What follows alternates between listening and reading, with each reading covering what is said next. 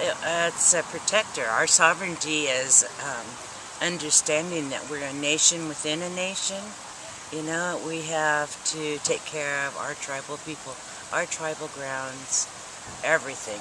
It's government-to-government relationship, and a lot of members, I don't think, understand the levels that goes in between.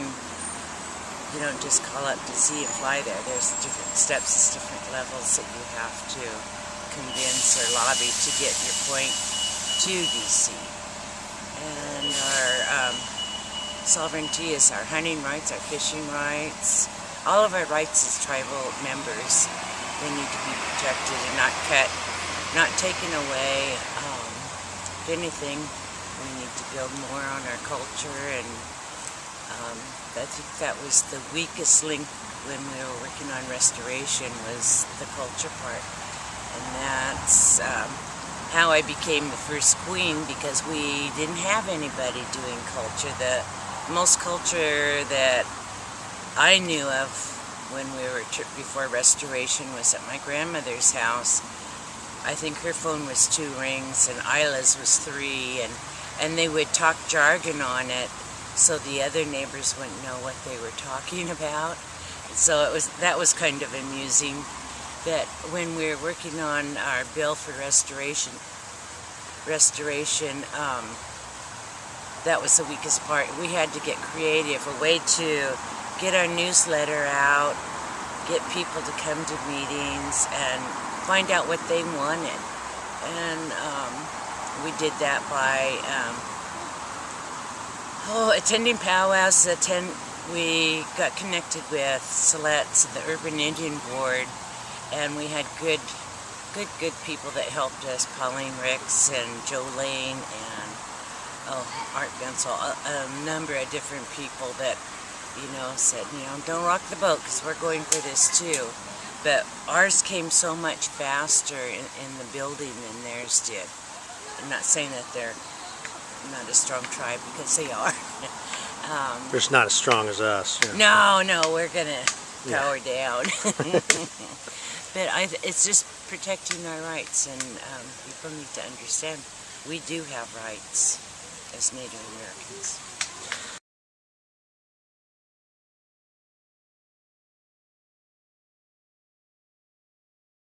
In our visions, I worked side by side with my mom, Margaret Provost, when she reorganized and started the works of the beginning of our restoration efforts.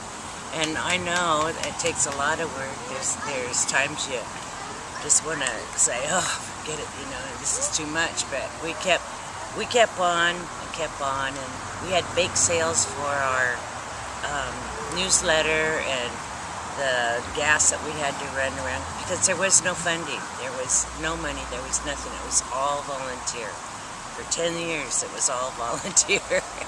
And smoke signals, we had the Oditto machine that we were running the newsletter off, and we thought we were doing a fine job. So I think we did do pretty well with getting the news out, and we had good turnouts during the main holidays, like Memorial Days. We'd have a big potluck. I don't know why they quit doing that, but that was really a good thing. If families came together, that's one thing I see now. At the meetings, you don't see very many families with their children, or it's the adults. The children are not. And I keep saying, where are the kids? Because that's how we met a lot of our tribal members that we didn't particularly be close related to, or live far away from, or whatever. And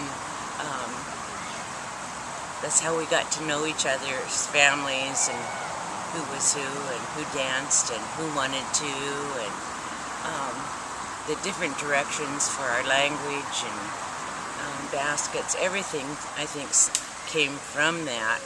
It was stemmed out from the gatherings that everybody has something special, or something unique about them, and maybe it's cooking a bread or a pie, or make an elaborate basket, you know. But there aren't too many of those left, and we've lost a lot of our culture. So I would like to see the kids build something for them that we're building respect into it, so they appreciate what we have, because we didn't have, as Grand Round looks now, who would ever have thought we'd have a sidewalk or a paved streets? No. Nothing, you know, our homes, our wonderful homes. You know, there's always room for more economic development, and that's something I think that we really need to look into, because our casino isn't going to sustain our growing tribe, and it's going to take an economic board specialist in investing in stuff to work with the council or work with the committees to get that accomplished. I'd like to see more culture woven into many of the programs, and there's, I don't know, a lot of different ways of doing that. The school has got the Shinigwawa classes, and the K through 12, they have the after school and the tutoring. We have a lot of things that we can offer our kids, but some kids can't even get from Grand Round to school. And that's not totally their responsibility, it's the parent or the grandparent, or, you know, we need to find a way to make that interest come. Some kids just do not like school. Now, everybody has their different goals and stuff, but we need to get some proud to be Grand Round. Proud, you know, we need to get that enthusiasm into the families, not just the kids, everybody. The canoe journey is a good thing, but not everybody can go on that. So